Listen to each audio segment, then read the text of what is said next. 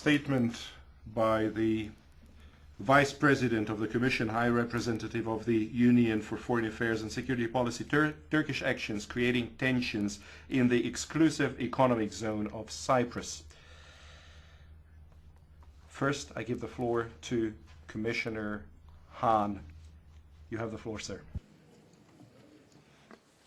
Thank you, Madam Chair, honourable members. I have followed closely the latest events in the exclusive economic zone of Cyprus and their implications for the region more widely. We are fully aware of your concerns, not least through the letters and parliamentary questions on this issue received from several of you. The first thing I want to underline today is that the EU's position on this is very clear.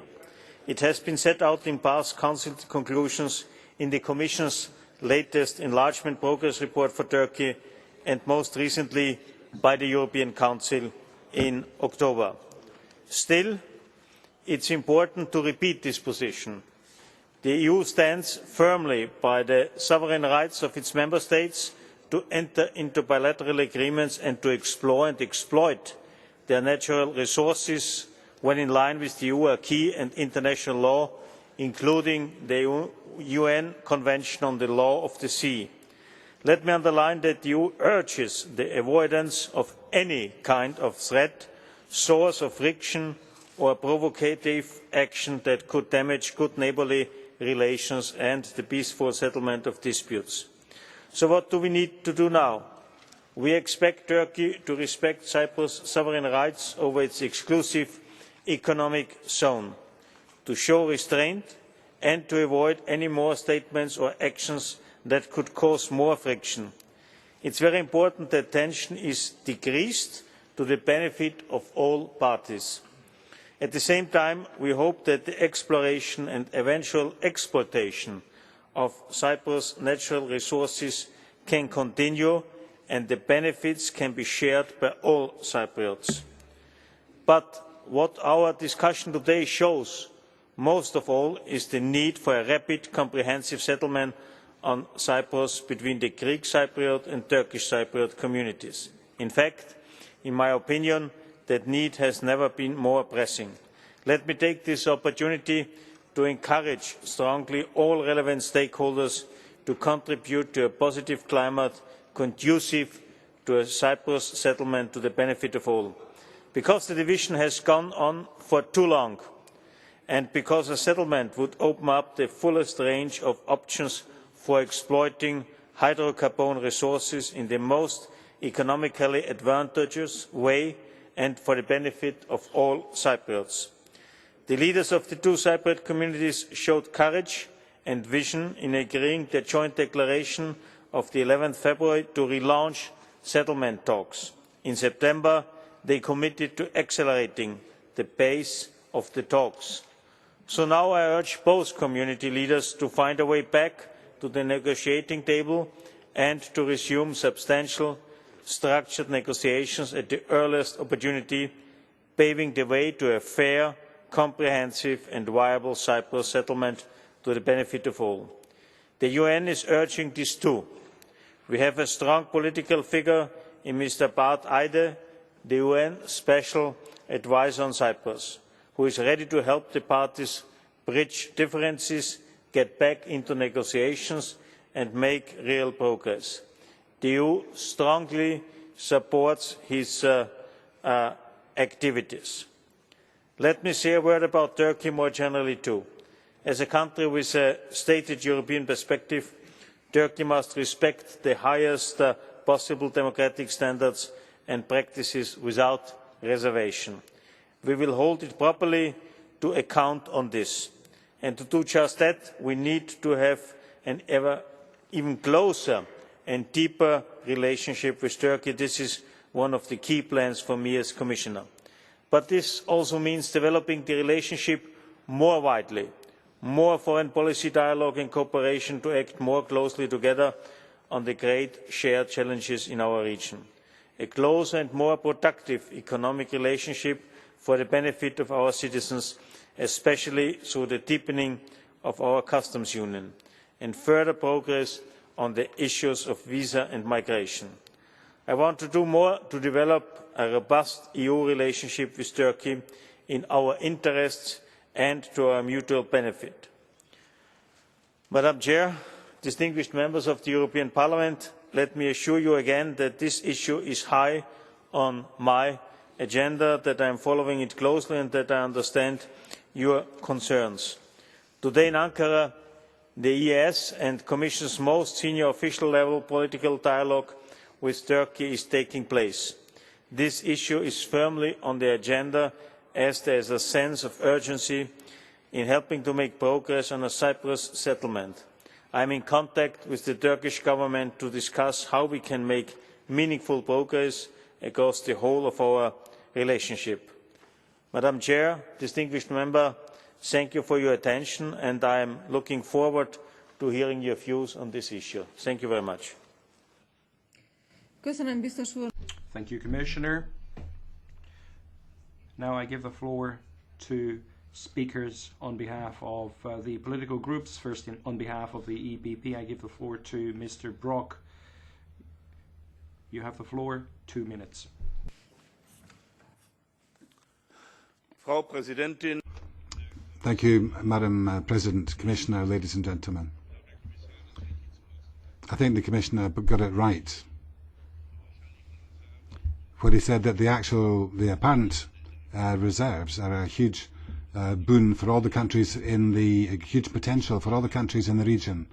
And of course, if everyone fights over it, then no one gets the benefits. And of course, often people have gone to even as far as actual warfare over resources. And we have to find our way through to an agreement on the basis of international law. We have every understanding for our Cypriot colleagues. If in your waters drilling is being undertaken, then that's no fun. That is a breach of international law. That's whether Turkey is a member of UNCLOS or not is neither here nor there. I think that they should join, they should accede. The UN, I think, are right, and the Cypriot government has declared that both communities must have the benefits of the resources, depending on their size, pro rata. And I believe that the important thing is that the principle of implementing international law is essential. But this has to take place in a spirit of openness, on the basis of dialogue, looking for an agreed solution. That's important to solve the conflict itself, which is connected to the division of the island, in order to get a united island. And there's a matter of self-interest for the European Union at large. If only because of the fact that we need the energy. It would be foolish not to push very hard for a solution. I believe that the European Union must make sure that our Cypriot friends are able to have their rights, the legitimate rights, respected. We've got to talk to Turkey as well in order to find a sensible solution for all concerned at the end of the day. Thank you. Thank you, Mr. Brok. Now I give the floor to Mr. Boștinaru on behalf of the Socialists and Democrats. You have 2 minutes, sir. Mulțumesc, doamna președinte, domnule vicepreședinte al Comisiei, dragi colegi. Cred că este Thank you, President. I think it's important to start addressing the contents of the resolution we're voting on tomorrow. We're very concerned about Turkey's presence in the exclusive economic zone of Cyprus, an EU member state. There must be an immediate cessation of this state of affairs. We call upon Turkey to respect the obligations incumbent upon it under international law, but also as a country which has applied for EU membership. It must withdraw its vessels from that EEZ. Having said that, the members of the Socialist and Democratic Group give full support to Turkey's process of integration in the European Union. We feel certain that we will continue to hold negotiations with our Turkish partners. Turkey is a strategic partner country for the European Union, and that's why, as long as it remains keen about its relationship with the European Union, we must continue this endeavour. The talks on reunification between the Greek and Turkish communities in Cyprus must resume.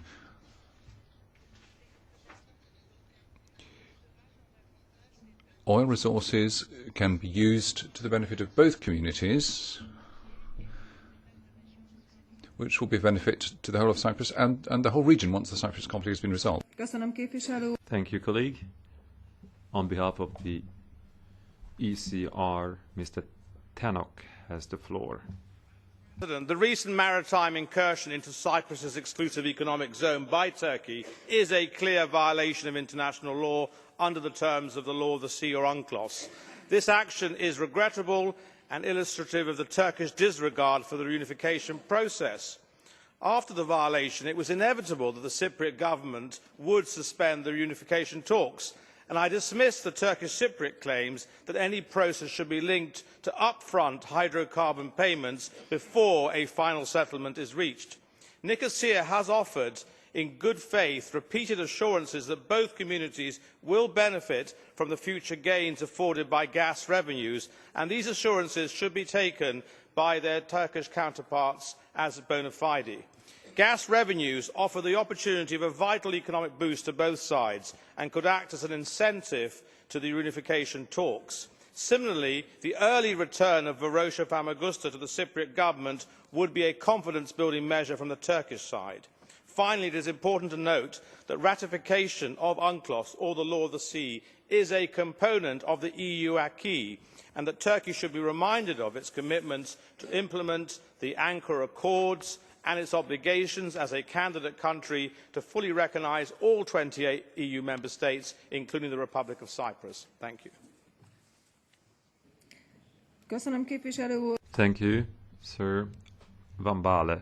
Mr. Van Baale is the next speaker on behalf of the ALDE group. Sir, the floor is yours. The ALDE group wants to make the problem not bigger but smaller. And we can only do this by referring to international law. And like the previous speakers have said, the exclusive economic zone is a Republic of Cyprus economic zone. And it means that Turkey has nothing to do there. It can only explore or exploit with the license of the Republic of Cyprus. Period. And I agree with those who said we want to have the both communities of Cyprus not only find each other, come to an agreement, but also benefit of the resources. This can be done. But this Parliament should respect international law, and it means that Turkey cannot continue its activities in the exclusive economic zone of Cyprus. Period. Thank you very much.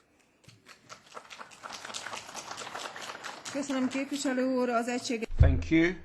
Now, on behalf of the GUE NGL group, Ms. Timmer. Ja, danke. Thank you very much. On behalf of my group, I would like to emphasize that Turkey's maritime exploitations in the economic zone around Europe is wrong, and therefore I am calling upon Turkey to stop. It is not the first time, of course, that Turkey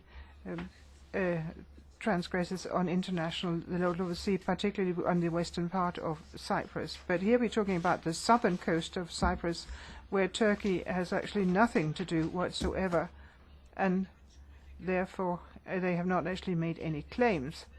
Therefore it's necessary that the European Parliament makes a very clear statement, because we know that this is what our Cypriot colleagues expect. We must all make a statement on it, and we simply don't sit back and accept it. And we are also talking about the negotiations on an overall solution for Cyprus, and this event has led to a delay. Turkish has caused this event, and therefore they have to make sure that the thing settles so that we can resume negotiations. We should also remind you that Some time ago, there was a proposal from Mr. Tallis and Mr. Crawford to achieve agreement on the maritime zone. It was a question of the maritime zone should be under federal powers, and that would also apply to the gas fines. But Mr. Eroglu, who followed Mr. Tallis, this was never resumed.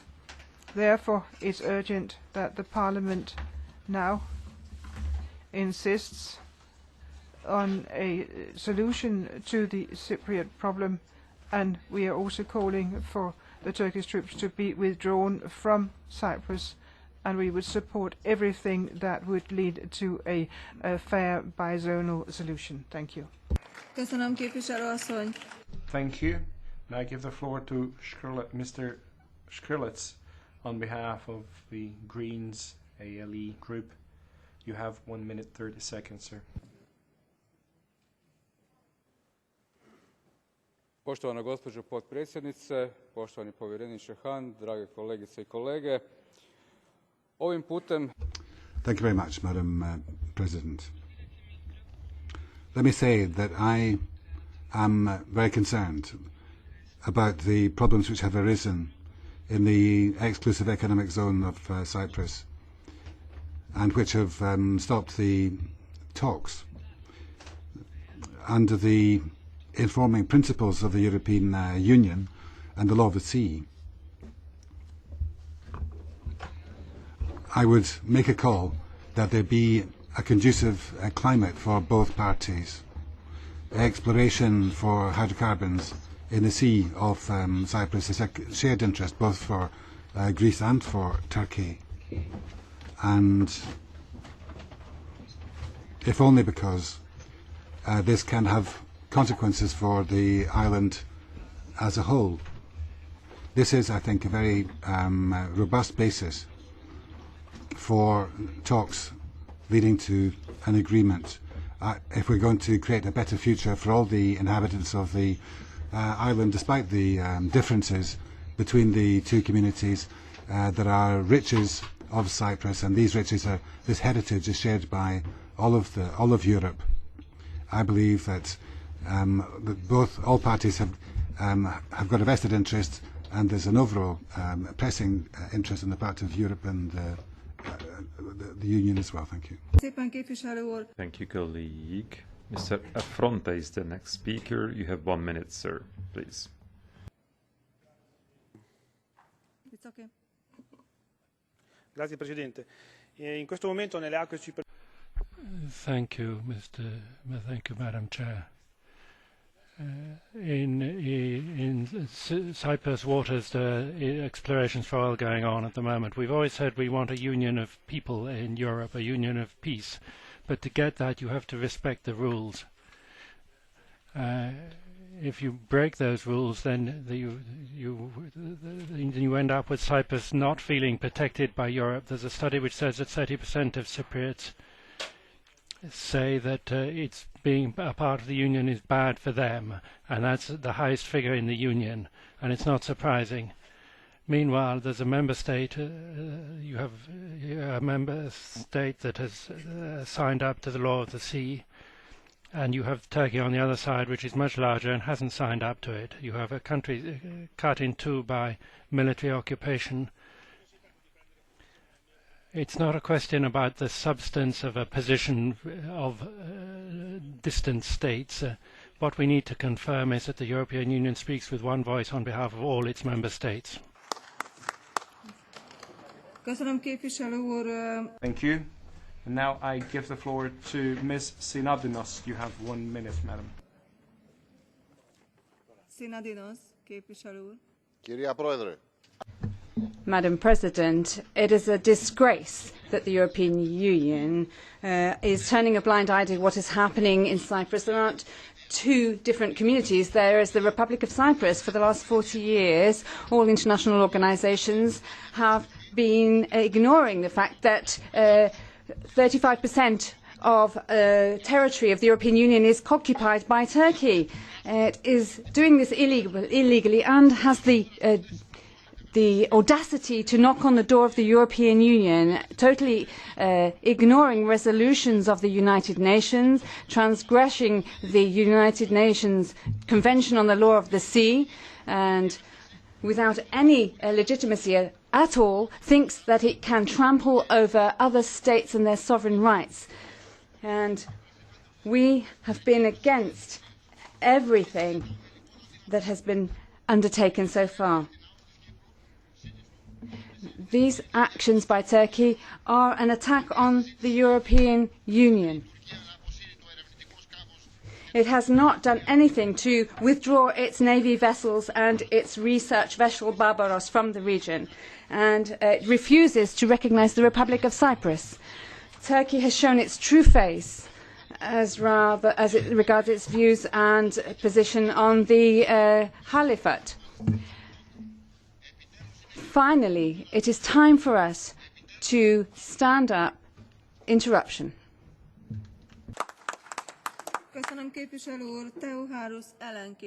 Thank you very much. Mrs. Theokaros. Thank you, Madam President. Colleagues, you have raised very important aspects of the Cyprus question, and I thank you for that. Now, I've said this again and again, and I repeat this. The problem is not the problem between two communities. The problem is that Turkey illegally has military troops and is occupying the northern part of Cyprus, and is trying also to take over the territorial waters of the Republic of Cyprus as well. We have resolutions from the UN, we have court rulings, but I'm afraid, Mr. Commissioner, it's not possible for us to appeal to Turkey. They don't understand this type of appeal, where their submarines off the coast of Cyprus and their vessels in our waters. We have to condemn Turkey and its action, and we need to take practical measures, political sanctions and economic sanctions, and we have to ensure that we follow the statement of the 21st of September, which is binding on the European Union and the European Parliament as well. Turkey is setting up a wall which is much stronger than the Berlin Wall, which is dividing territory of the European Union in two. And we have to recognise this and help the Republic of Cyprus at this difficult time where it is unable to cope with the force of arms. Arms and weapons do not give justice. They can only lead to illegality.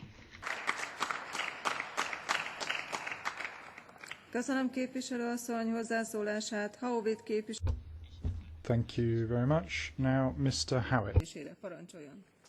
Thank you, President. I fully support the Cypriot colleagues in my own Socialist and Democrat group who rightly seek to raise concern affecting their own national sovereignty and improper support for rules of international law, and I am a joint signatory to this resolution. I say to our Turkish friends, we in Parliament join with Commissioner Hahn when he calls on Turkey to show restraint and to avoid any further actions which could cause friction. But I welcome too the Commissioner talking in his speech tonight about Turkey's European perspective and about the deeper, wider and closer relationship which the European Union wants with Turkey. And I regret that other groups in this Parliament have failed to put into the joint resolution into proper context by not supporting a paragraph, now represented by our S&D amendment, also stating our continued commitment to the reunification talks, supporting the work of the UN Special Advisor and arguing for a comprehensive solution on the Cyprus problem. I will always try to work in solidarity with our Cypriot colleagues, but I will always seek to do so recognising the need to promote, not undermine, reconciliation, to encourage trust building between both sides, and recognising there can only be a negotiated diplomatic solution both to the current crisis as well as to the long-standing division of the island. I believe trade and economic activity, and in this case the discovery of hydrocarbons, could be a great opportunity for both communities of Cyprus and actually help a settlement. And I ask all colleagues to support these positions and Parliament to vote for our amendment. This is an issue of provocation, and this European Parliament should show the self-discipline to pass texts which do not themselves further provoke, but ones which encourage de-escalation in the interests of all.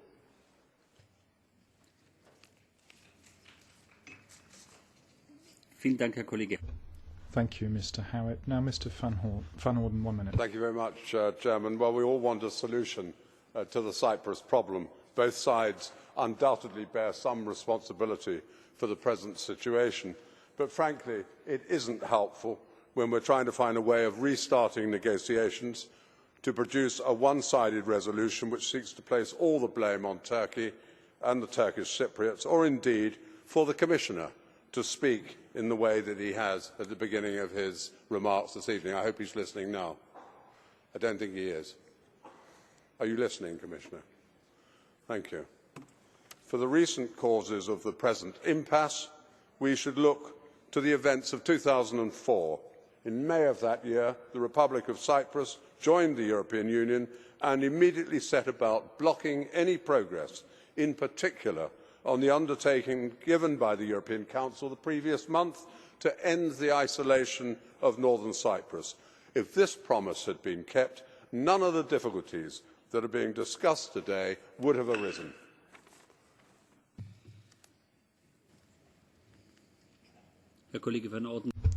Mr. Van Orden, would you accept a question from Mr. Hatchigorgios? Go ahead, sir.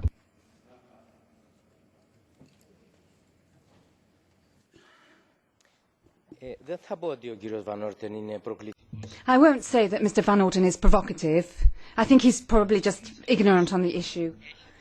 Now, can I ask you, have you read the agreement between Christofias and Talat, which says that these deposits belong to the Republic of Cyprus, which, after the solution has been found, will be a federation? And are you aware of the agreement between Christofias and Eroglu? Of course, Eroglu is in favour of partition, but this, in fact, determines the way in which things are to be shared out. If you're a member of the European Parliament, I think before you speak, you should read and do your homework. Mr. Van Orden. Colleague and I believe friend, Mr. Hadjigeorgiou, knows full well. I take great pleasure in looking in great detail at all these particular matters. And I would say that none of these problems, I mean, this hasn't been a debate this evening. This is a one-sided criticism of northern Cyprus and indeed the Turkish position. And if we want to make any progress on unifying the island, as I'm sure we all want to, then the only solution, as we know, is a solution that respects the interests and concerns of both communities on the island. And that goes right back to the point that I was making about what happened in 2004. And we've just got to get over it, and we've got to speak in more generous and sympathetic terms to understand the Turkish Cypriot position.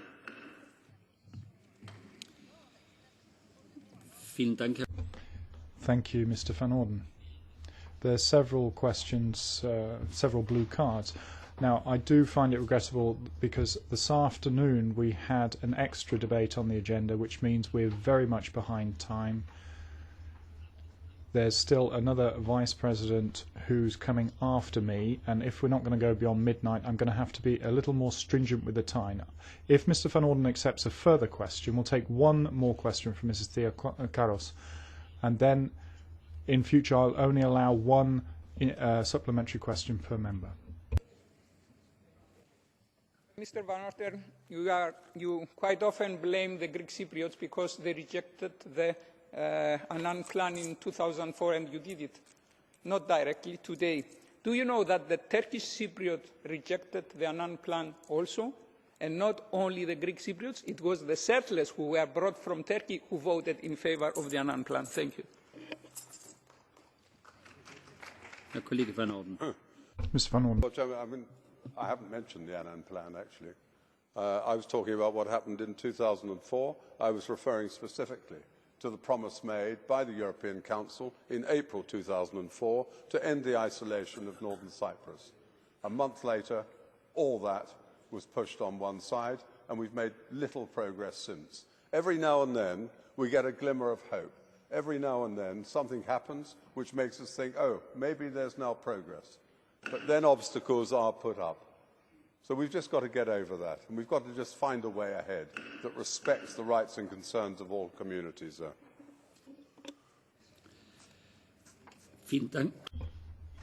Thank you very much, Mr. Van Orden.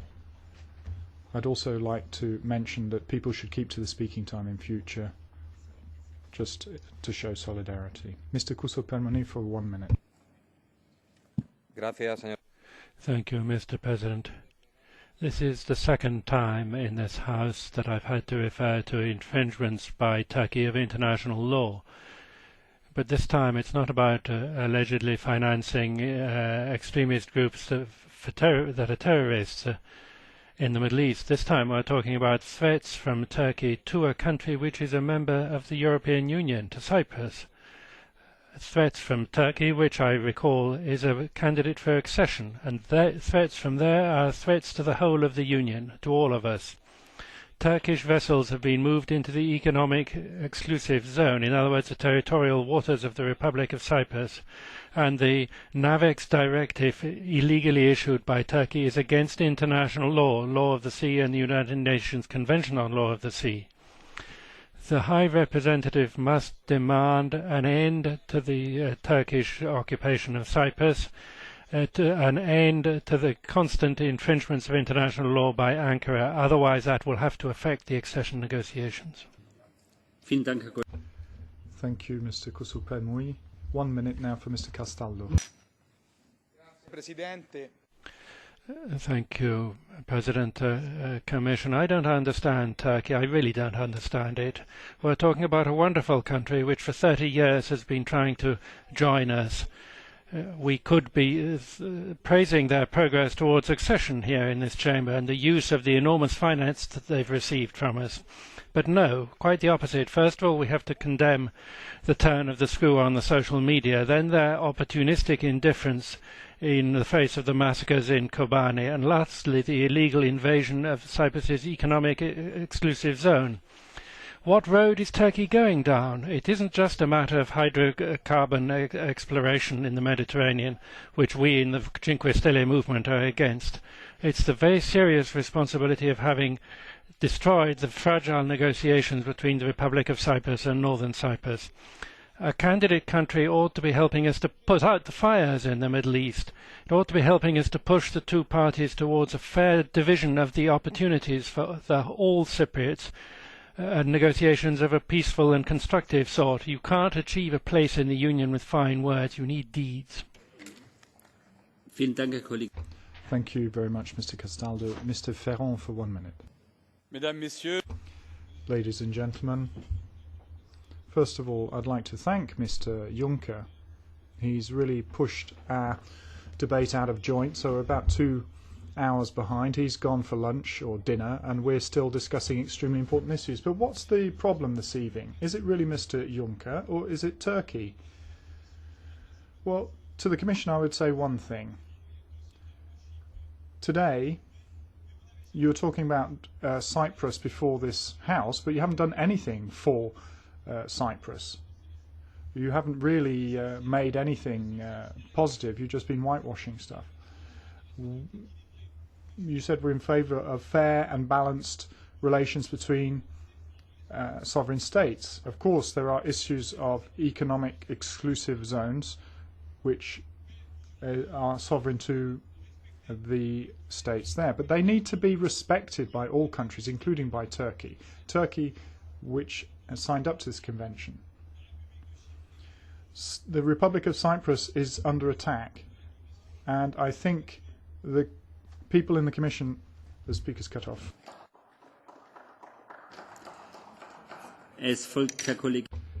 Now, Mr. Kefalogiannis.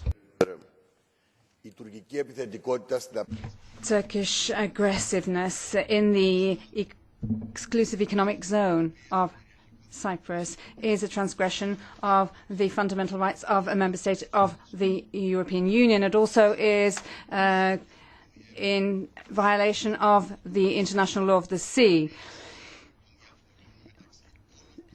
An effort must be made by us to ensure that all peoples of the world can reach viable and peaceful solutions. Turkey must sign up to recognising the Republic of Cyprus, the acquis. It is the only country that has not signed the UNCLOS, the UN Convention on the Law of the Sea, UNCLOS.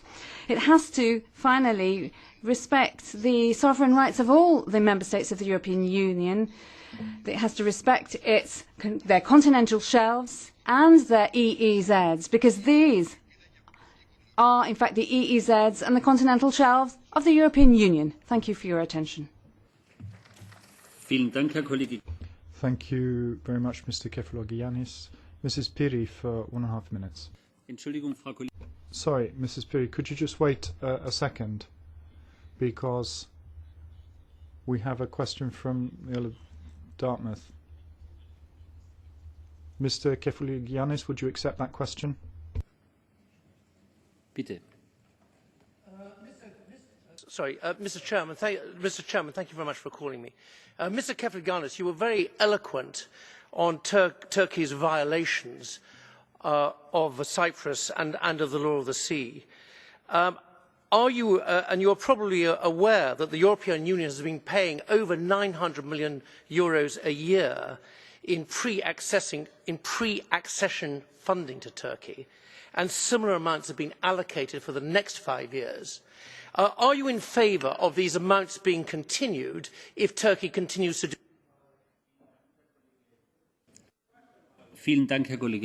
Thank you, Earl of Dartmouth. Mr. Kefalogiannis.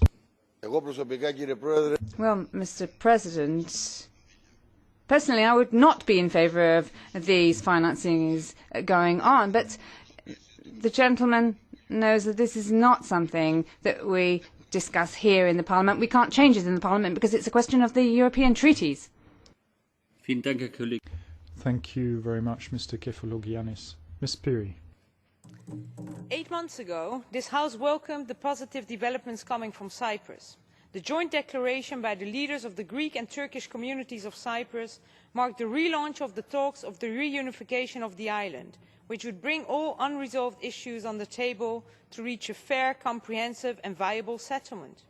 Today, a maritime survey vessel of Turkey is within Cyprus' exclusive economic zone and the reunification talks have been suspended. We risk to lose the momentum of 8 months ago completely.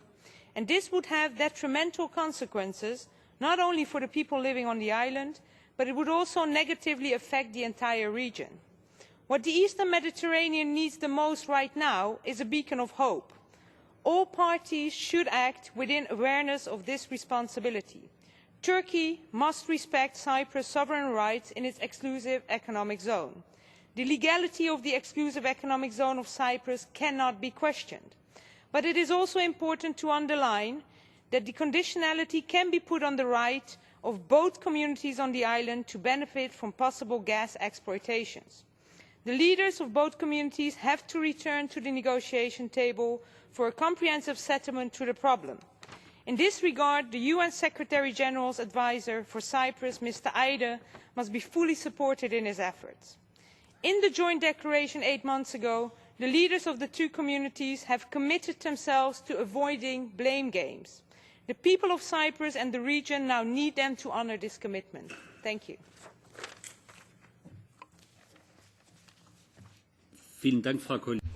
Thank you very much, Ms. Piri. Now for 1 minute, Mr. Marias. Mr. President, Turkey has invaded Cyprus illegally and occupies 35% of its territory. And now we see violation of international law and illegal seismic research in the EEZ and continental shelf of Cyprus. So severe measures must be taken to put a stop to this hostile action on the part of Turkey, because Cyprus is a member of the European Union. And we must explain to Turkey that it is the sovereign right of Cyprus to enter into agreements with regard to exploration for hydrocarbons in its seas. We also call on the withdrawal of the occupation forces on Cyprus. And finally, we have to call on Turkey to comply with international law and to stop its illegal action and threats against any European Union state. Finally, Turkey must stop taking action that are questioning the right to explore hydrocarbons in its own economic exclusive zone. Thank you, Mr. Marias. Mrs. Sakorafa.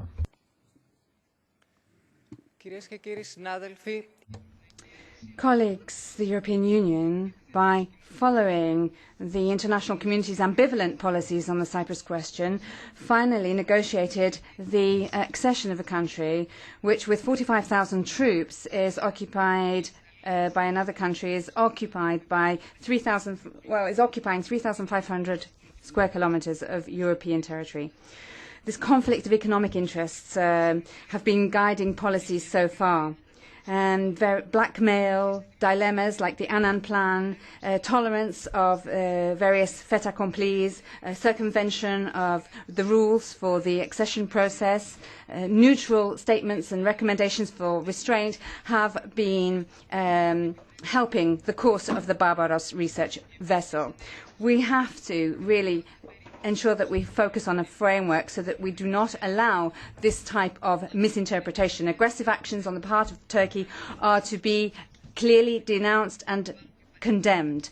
They are an attack against the European Union and its citizens, and any concessions made would be a blow to our cohesion. Thank you very much. Mr. Papadakis.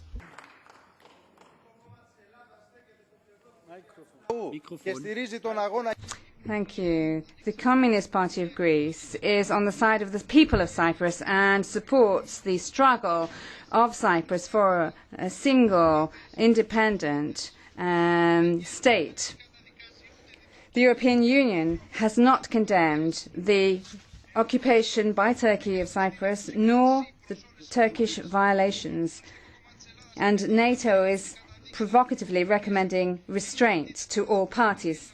The Communist Party of Greece wants condemnation of the provocative actions of Turkey, which is totally contrary to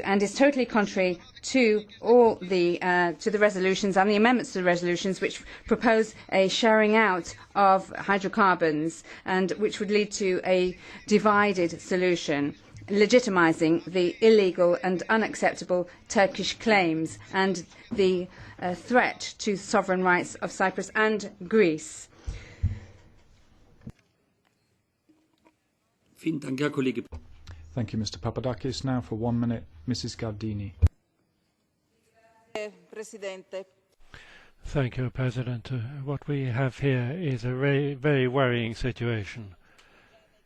As previous speakers have already said, we have a series of threats and unilateral actions by Turkey against the state of Cyprus and its rights over its exclusive economic zone.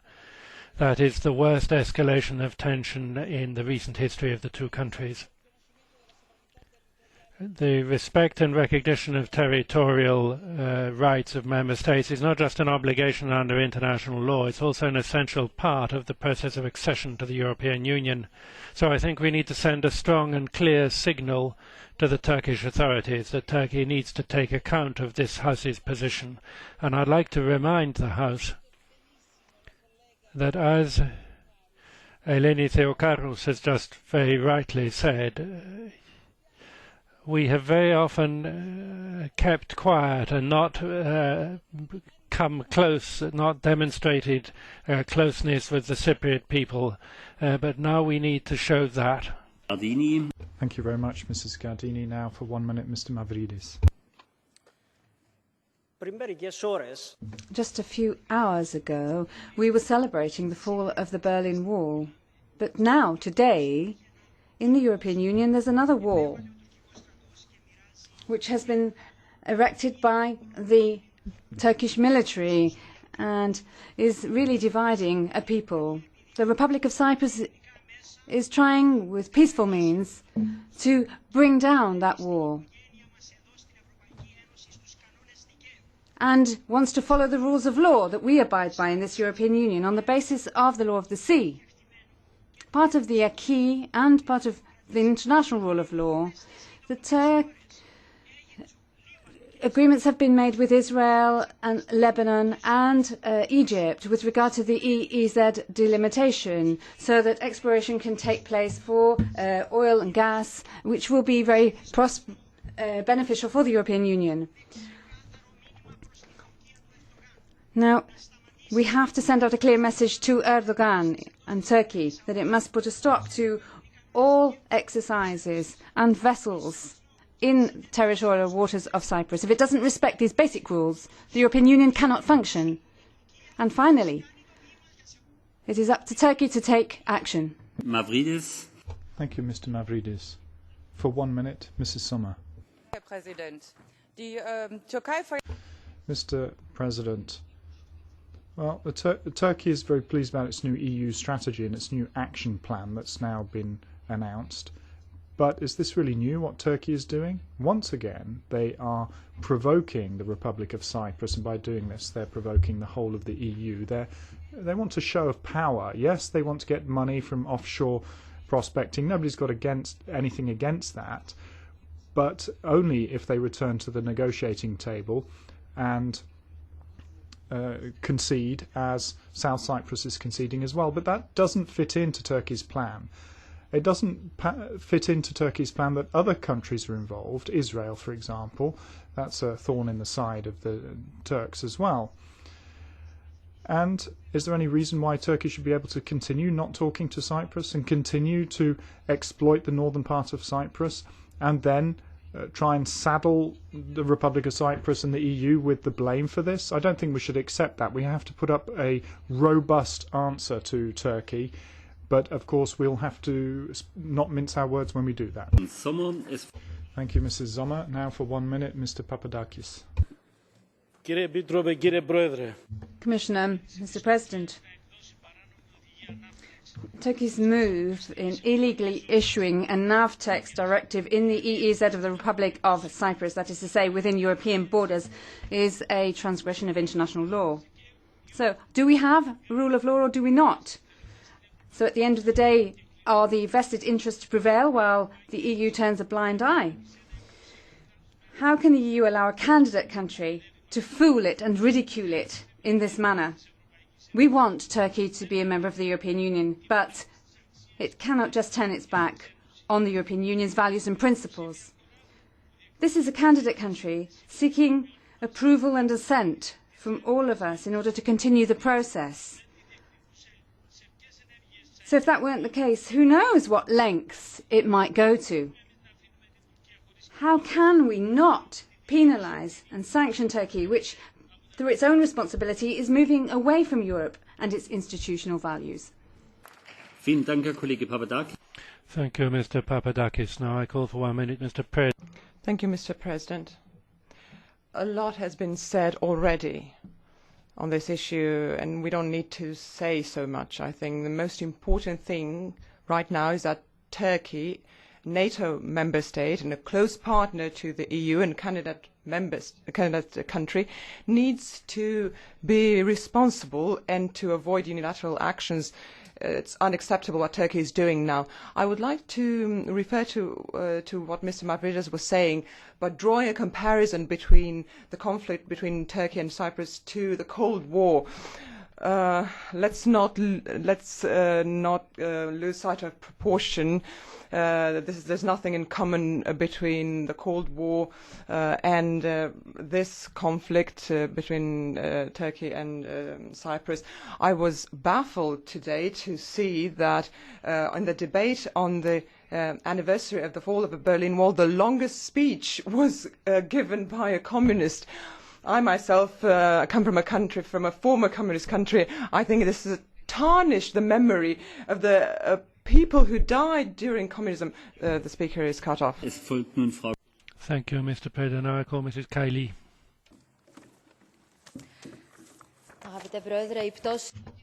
The fall of the Berlin Wall, Mr. President, as many have said, was achieved with solidarity and not with weapons. It was based on common sense. But Nicosia is the last divided capital in Europe and is under occupation.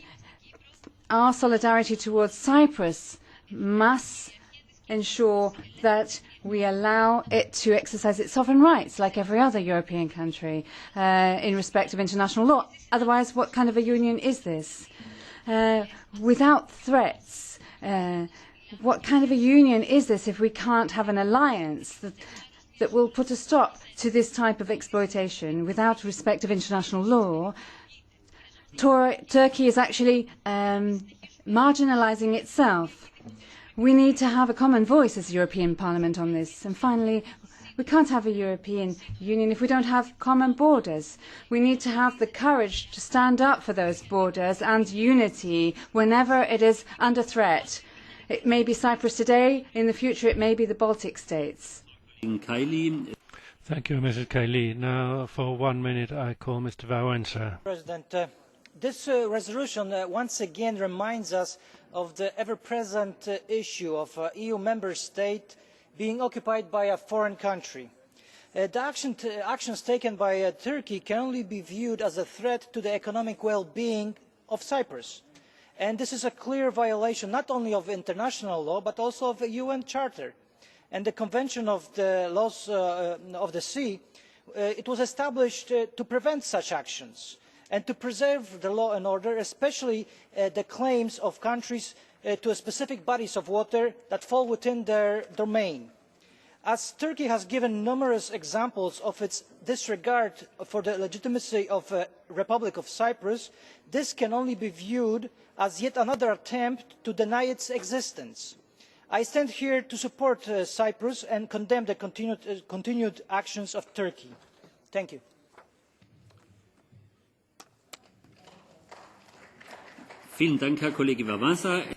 Thank you, Mr. Wałęsa. Now I call Mr. Kirkos for 1 minute. Mr. President, Commissioner, the Barbaros vessel entered illegally the EEZ of Cyprus in order to carry out seismic research. Now, the government of Turkey is trying to turn its state into a sort of new neo-Ottoman state under Islam. The only way to take action here is to do something about what Turkey is doing in Cyprus's EEOS. They have been working on many fronts, Kobani, flirting with Armenia, but we're calling on condemnation of the Turkish government today and the immediate withdrawal of these vessels. The aim must be to start up again the interrupted talks under the auspices of the UN in order to find a solution for the two communities on the island of Cyprus. Thank you, Mr. Kirkos. Now I call for 1.5 minutes, Mrs. Vosenberg. Thank you, Mr. President. Commissioner Hahn, in the Joint Parliamentary Committee yesterday with the EU and Turkey, as you may know, that the violation of the EEZ of Cyprus by Turkey was discussed at great length.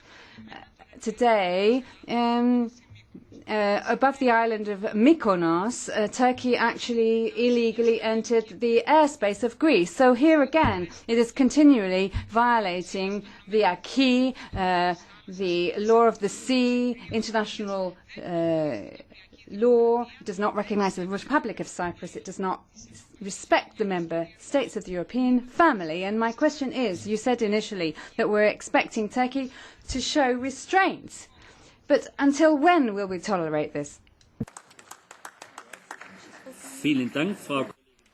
Thank you, Mrs. Vosenberg.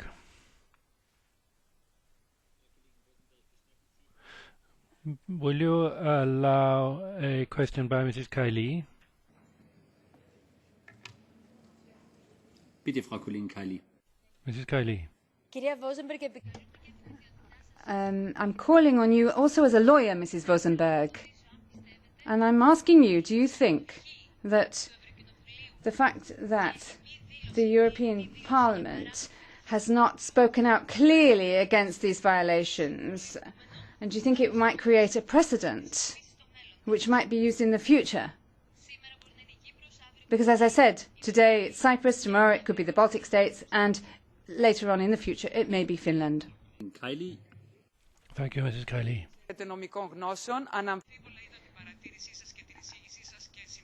I absolutely agree with what you said earlier. All I can say is that the very fact that a country is trying to enter our family of the European Union and at the same time doesn't respect international law, this should really determine our stance, so that with resolutions and statements we're simply showing that we're not doing anything to change the situation. We have to be more explicit, more determined and more decisive with regard to this accession process of Turkey.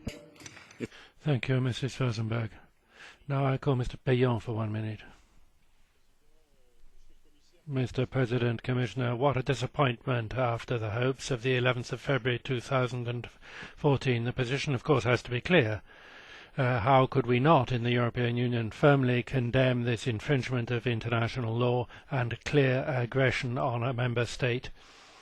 At the same time, and I absolutely support what the Commissioner said, we should be not talking about a cold war, but keeping a cold head. We need to ask Turkey for clarification, and that, of course, means that we have to say clearly as well that we hope that Turkey will be able to join the European Union, and we need to pursue the debates. We don't want to poison the waters with the kind of conflictual statements that we've heard today. We want to be firm on international law and hopes for the prospects for the Union, for the region and for Turkey. Vielen Dank, Herr Kollege. Thank you, Mr. Pillon. Is this a question or is this catch the eye? The eye. Is it a question? A question. Gestatten Sie eine Frage vom... Will you allow a question by the colleague, Mr. Pillon? Thank you, President. I wanted to ask the colleague, European security depends on NATO actions, and Turkey is a NATO country. If it ignores international law, shouldn't it be subject to sanctions from on the part of NATO? Mr. Pillon, nobody here, and this is the trouble with our debates, is going to contradict you when you say that international law has to be respected. That, in fact, was the first thing that I said. But, of course, you're probably interested in the situation of the whole region, and you know that Turkey has a strategic position and concerns that we may share about Turkey's recent attitudes in conflicts in Syria and Iraq. So I think we have very firmly to condemn what has happened, but at the same time keep clear in mind what we can get from dialogue with Turkey. Thank you, Mr. Pillon. Now it's catch the eye. I unhappily can only take 5 speakers, starting with Mrs. Spiraki. Frau Kollegin Spiraki. Mrs. Spiraki.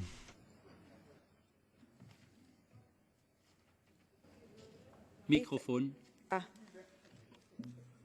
Is it working or not? Yes, now. Thank you.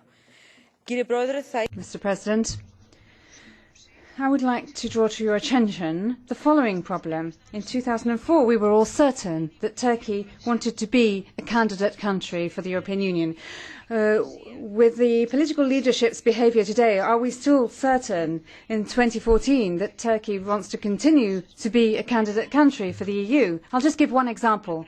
On the one hand, it continues 10 years after the beginning of negotiations for accession, it continues to ignore the existence of the Republic of Cyprus, and now it is flagrantly violating the EEZ of Cyprus, and we have to admit that this is in fact the European Union's EEZ. Do we want Turkey to be a candidate for accession to the European Union? Now, other than resolutions, can we find another way of sending a strong message to Turkey so that it will understand that if it continues, if it wants to continue being a candidate country and have that status, it has to comply with international law and the European acquis? Can we perhaps turn off the taps a little bit as far as our funding goes to Turkey? Perhaps that would be a way to bring pressure to bear. Thank you, Mrs. Spiraki. Now, Mr.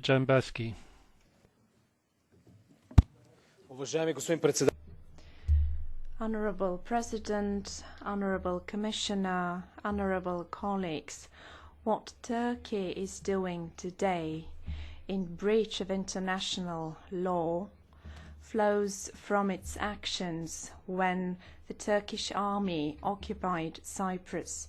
Turkey's action is highly alarming.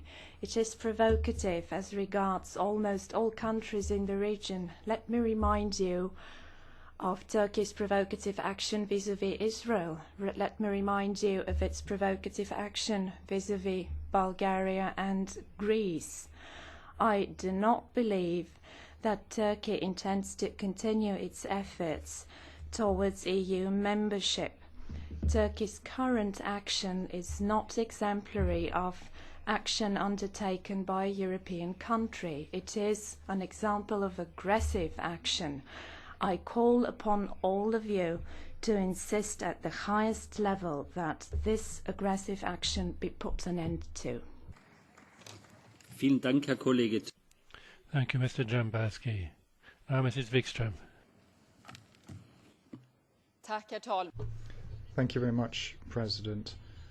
Yes, it's the Republic of Cyprus' sovereign right to carry out activities within its own economic exclusion zone, and this has been provoked by Turkey, which has violated international law, international public law. This really is testing European solidarity. Here this evening, everybody here in this Parliament, publicly elected individuals, must speak with one voice and stand up and do the following. We must condemn the Turkish occupation of activities and also demand that Turkey immediately withdraw. Anything else would be a threat to the security, not just of the Republic of Cyprus, but for the whole of the Union, our Union, and all of the citizens in it. That is a prospect that we have to take into consideration. Vielen Dank, Frau Kollegin Wikström. Thank you, Mrs. Wikström. Now, Mr. Biegas.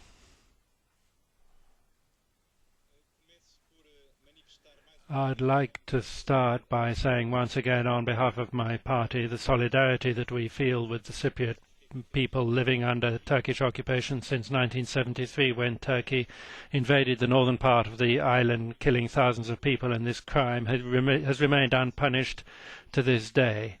This state has been recognized by no other state except Turkey. What's happened has been a provocation which we have to reject. The European Union is very quick to follow a lead from NATO and the United States, but all it has is pious words when it's sovereignty of one of its member states that's being infringed. I hope that this time the European Union will go further, will impose sanctions on Turkey, which will be a contribution to the peace negotiations aiming at reunifying the island. Thank you, Mr. Viegas. As the last speaker under Catch the Eye, I have Mr. Gladsos.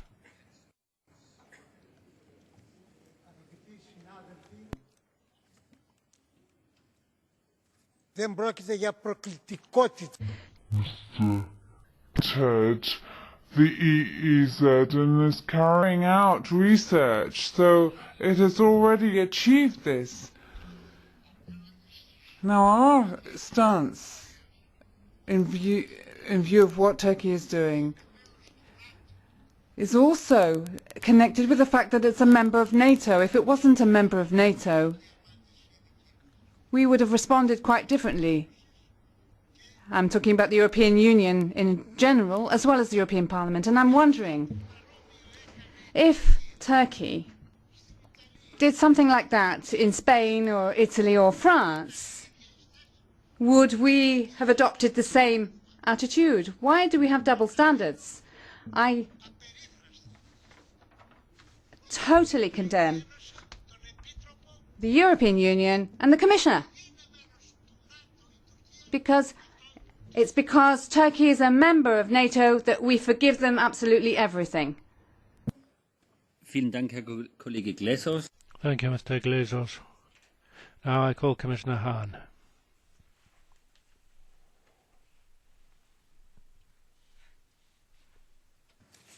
Mr. Chair, distinguished members, I thank you for inviting me to join this discussion today and for the valuable points you have made. It's absolutely right to have taken this opportunity to express our concerns about recent events, to make very clear our position on the rights of member states and to stress Turkey's obligations in crystal clear terms. We will convey this message strongly and engage our Turkish counterparts towards a solution. Distinguished members, this debate makes it very clear as well that we need to find ways forward.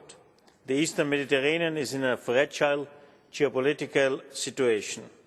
It's in the strong interest of all of us that tensions are decreased quickly, and we need more than ever to achieve progress on a Cyprus settlement. Earlier this year, the EU has given its strong support to the restart of Cyprus negotiations. We have made clear our readiness to help. It's time to deliver. It's time to stand behind firmly the United Nations envoy as part.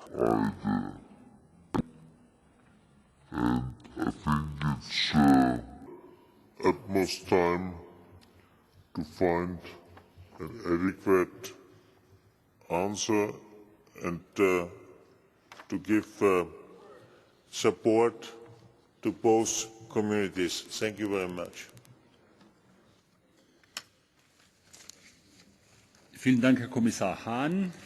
Thank you, Commissioner. To wind up the debate, there is a conclusion, there is a resolution by 7 groups. That brings the debate to a close and the vote will take place tomorrow. Next comes the statement by the Vice President of the Commission, the High Representative of the Union for Foreign Affairs and Security Policy, on the humanitarian situation in South Sudan. Commissioner Hahn